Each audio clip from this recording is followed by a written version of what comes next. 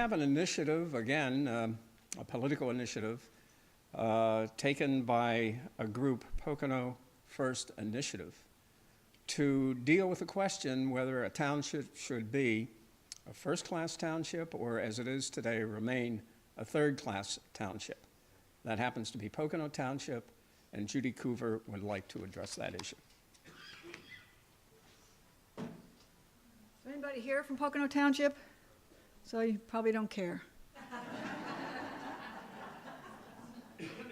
How many are here from a second-class township? Okay. Well, we're in a second-class township, and we've struggled a little bit with the separation of powers.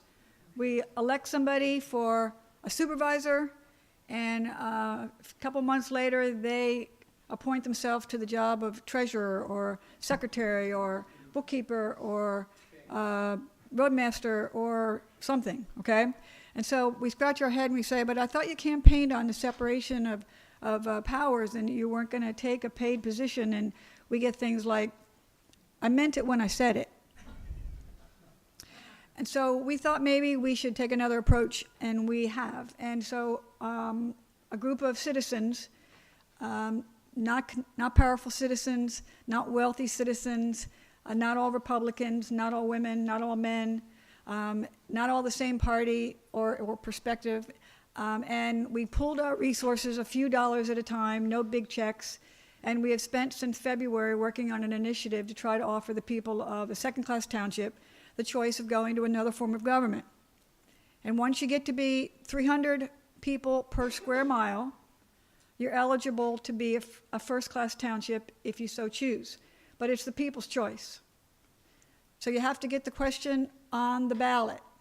And you have to get 5% of the registered voters. So we needed 350 signatures. We stopped at 630, filed it with the court. The court found that the paperwork was proper, and the question is now going to be on the ballot. And if the voters of Pocono Township decide that they would rather be a first-class township than a second-class township, there are two significant differences that they will realize. They will not have supervisors, they will have commissioners. And commissioners cannot work for the township. It's a discipline. It's a discipline that we feel we need forced upon us because we haven't done so good at vetting the character of folks who have run for election. This will attract people who are not interested in a paid position. They want to contribute to their community. And the second benefit is a 4-year term instead of the eternity of 6 years that we now realize with supervisors. That's the longest term of office in our state that I'm aware of. It's longer than our governor.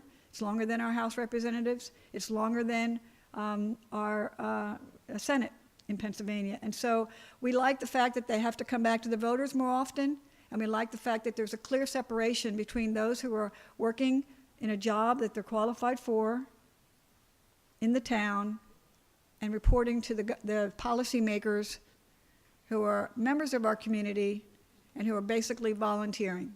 The job pays median pay of $3,000 a year. So no one would pursue that for the money. So read the paper on November the 6th.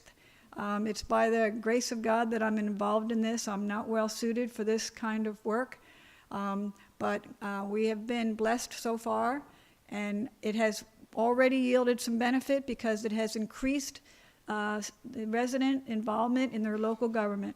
More are paying attention, more are coming to the meetings, more are voicing their concerns and their suggestions, and so that's a good thing right there. So if we win, as far as the question goes, by the 1st of January, we would be a first-class township. So stay tuned.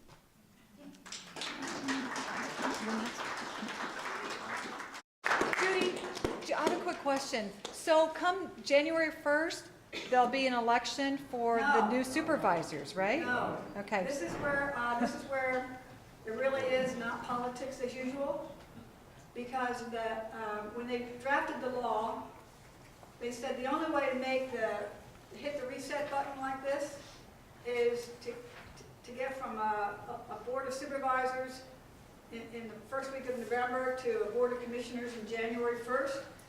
is for your local common court of police court to appoint your first 5 commissioners as a transition team until the next election for the municipal election, and then the town would elect its 5 candidates. So we would not have, for 2 years, we'd have a transition team that was not politically established in a sense. It would be from the judiciary branch of our separation of powers. Thanks for asking for that clarification.